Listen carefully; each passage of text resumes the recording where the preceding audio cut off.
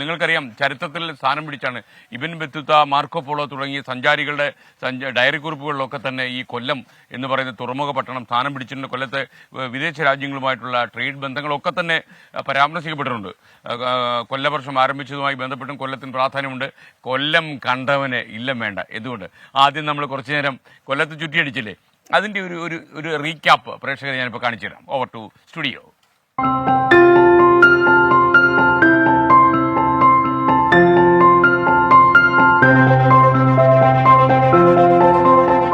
ഞാനിപ്പോൾ കൊല്ലത്തു നിന്നാണ് നിങ്ങളോട് സംസാരിക്കുന്നത്. എക്സാക്റ്റ് പറഞ്ഞാൽ Thangassery.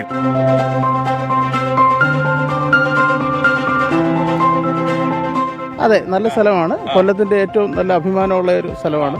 Luqman, look at me.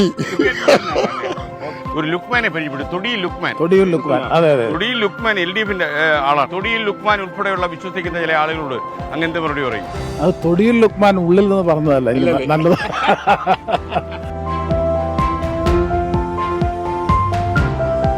ശേഖര എവിടെ താമസിക്കുന്നു? തങ്കശ്ശേരി. കൊല്ലക്കാരി എല്ലാം തോന്നില്ല കണ്ടിട്ട്. കൊല്ലക്കാരിയല്ലേ? ബ്രേക്ക് വാട്ടർ പദ്ധതിയിൽ ഏറ്റവും വലിയ ഗുണം എന്ന് വെച്ചാൽ രാവിലെ ആൾക്കാർ നടക്കാനൊക്കെ ഉപയോഗിക്കാൻ പറ്റും. എല്ലാ ദിവസവും ഞങ്ങൾ വരാറുണ്ട്. ഇല്ല, നടന്നതിന്റെ ക്ഷീണം. അതെ, ഭീകരന.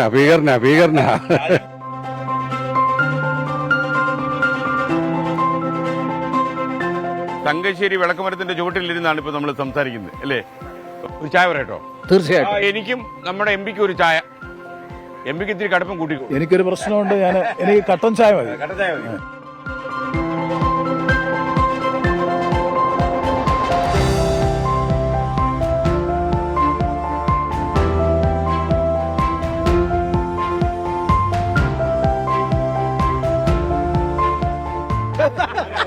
സാറ് കഴിക്കുന്ന ആഹാരത്തിനെ പറ്റി ഞങ്ങൾക്കൊന്ന് അറിയണം. കാര്യം സാർ എപ്പോഴും കൊച്ചി ഇറക്കാനൊക്കെ ഇരിക്കുന്നത്. കൊല്ലം കണ്ടവന് ഇല്ലം വേണ്ട എന്നാണ് കാര്യം. കൊല്ലം അത്ര രമണീയമാണ്.